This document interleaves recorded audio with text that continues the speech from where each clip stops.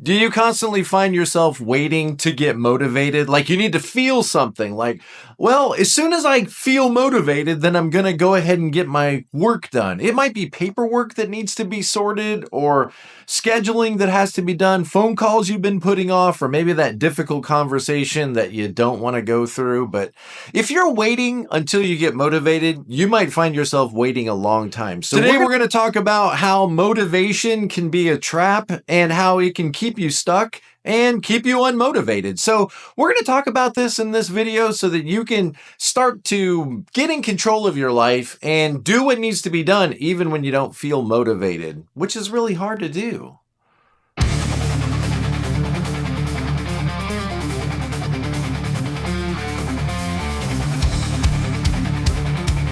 Hey guys, welcome back to the channel. My name is Tom, and today we're going to talk about the myth of motivation. You know, something that I see that comes up often in my coaching sessions with people is it's almost like we're waiting to be inspired. We're waiting out there sitting in the desert, waiting for the sky to open and for us to be told what to do. And suddenly we're going to feel this great passion. We're going to feel this great motivation. And then I'll be able to get my work done and get my paperwork done, get my challenges knocked out in front of me. But the difficult part of this is sometimes the motivation just doesn't come. It just doesn't happen to us. And if we're stuck in this trap of having to feel motivated before we can get our work done, we might not ever be able to move forward in our lives. And motivation isn't just something that happens to you. It's something that you do to yourself. It's something that you decide. In other words, you see that there's a task in front of you that needs to be done, or a challenge, an obstacle that needs to be overcome. And then you've got to motivate yourself. You've got to tell yourself, all right, even though I feel the resistance, even though I want to delay or procrastinate, or I want to wait till I have more information, I've got to make myself do this. I've got to make myself go forward. And even though I feel like I'm dragging this dead corpse behind me, I've got to start making progress. I can't put this off any longer. And so if you've ever struggled with this, we're going to challenge you in this video with 3 steps that you need to pay attention to in order to motivate yourself so that you can have the life that you really want to live and you don't miss all these opportunities and create a lot of unnecessary stress in your life. So let's talk about this together.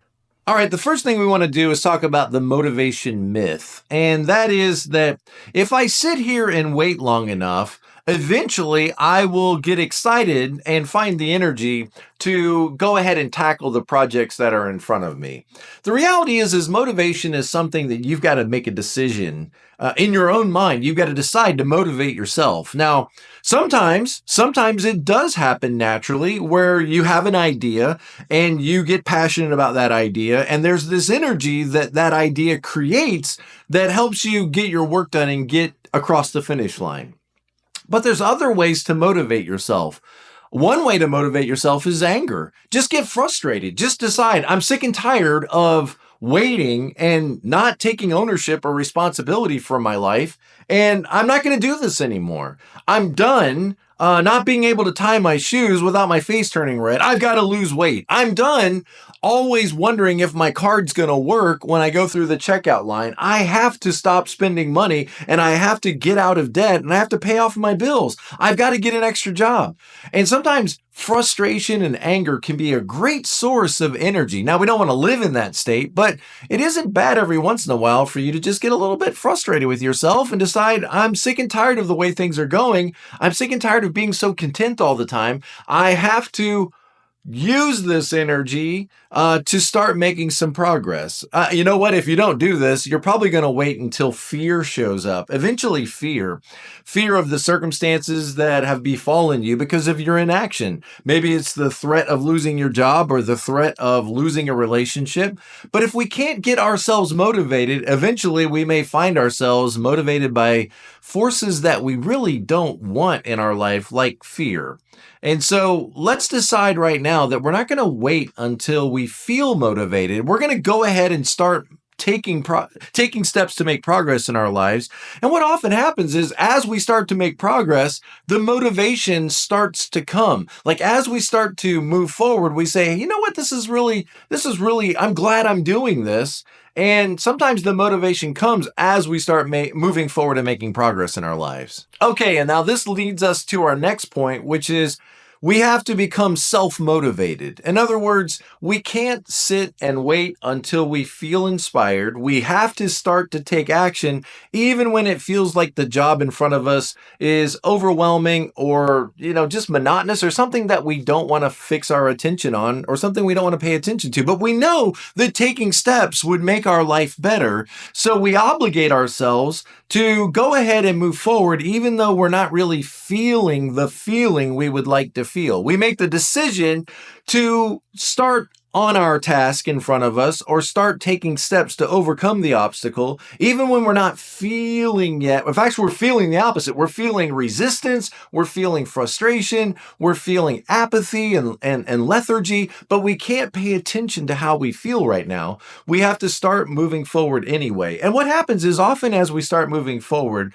we start to build momentum, and this momentum and seeing progress in our steps and seeing progress, this momentum starts to generate some positive feelings like, hey, look at this. I'm actually making progress. Look, the workload is starting to get smaller, and I feel like I'm starting to be able to overcome this obstacle. And this excitement of seeing yourself making progress can often generate some feelings of motivation, but it's not going to happen by accident. It's going to happen by a choice. And that's what it boils down to is you got to make a decision that you're going to go forward in whatever needs to be done in your life, even when you're not feeling it, hoping that as you start to make progress, you will begin to feel the motivation a little bit along the way. Because it's okay, this all leads to step 3, which is how do I make myself do this? Okay, how do I actually get pen to paper and start making progress when everything within me is resisting it? Okay, number 1 is you got to start small. You got to start small.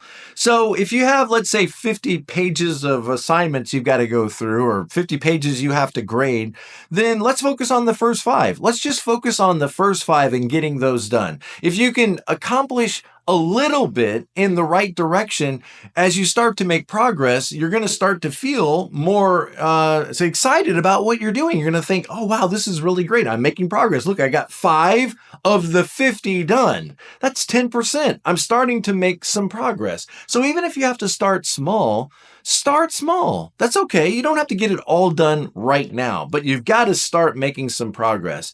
The second thing is set clear goals. Notice when I said you had 50 pages, you start with the first 5. Now, 5 is a lot more manageable. 5 feels doable. Maybe I can get 5 done in 5 minutes or 5 done in 10 minutes. And as I start to accomplish those small goals and I set those clear goals, my brain has something to focus on and to feel like, okay, there's the first hurdle. Now I've made it past that first hurdle. Now it's on to the next one, the next 5 or the next 10.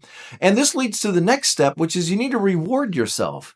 And you may find that you have to reward yourself because there's no intrinsic reward in making these steps. So you may say, at the end of the 5, I'm going to get up and walk over into the other office and talk to somebody for a minute, come back and sit down, or I'm going to eat a piece of candy, or I'm going to turn on some music, or something that gives you an indication of a positive affirmation for the progress that you're making. Next, number 4 is change your environment. Sometimes you have to just get up and change the space you're in. Like you need to get up, clear your mind, have a conversation with somebody, or take your journal and your laptop out, and sit on a park bench and continue your work out there. Take your notebook with you and change your settings or change your environment. Sometimes that can help you get out of this space that you're in. If you're sitting there on your couch all the time watching television, you got to change your environment or you're never going to really start to make progress in your goals. And the last point on this is use accountability. Tell somebody else in your life what you're working toward. Share your goals with them and share your process if you can. Say, look, I got 50 pages I'm going to do. I'm going to break it down into, these sets of 5 and I'm going to start to make progress. And would you text me later? Or I'm going to text you later and let you know how I'm progressing on this. There are people in your life that will support you. There are people in your life that will come alongside of you and help you when you can't hold yourself accountable, that will provide that layer of accountability that often we need in order to really finish the projects that are in front of us. Okay, what's the bottom line? The bottom line is motivation is probably not going to show up on your door and knock and say, hey, here I am. I'm motivation. Let's get to work. It's probably not gonna work like that a lot of the time. Again, sometimes when you're real excited about something, then you feel very motivated, or when the deadline is here and you don't want to get in trouble or you don't want people to be upset with you, then yeah, you're gonna feel more motivated. But the reality is most of the time, for a lot of the stuff that we have to do, just the jobs and work and tasks that we have to do with our careers, with our family and our marriage, at church, and all the organizations we belong to, in order for you to get motivated, you're going to have to make a decision.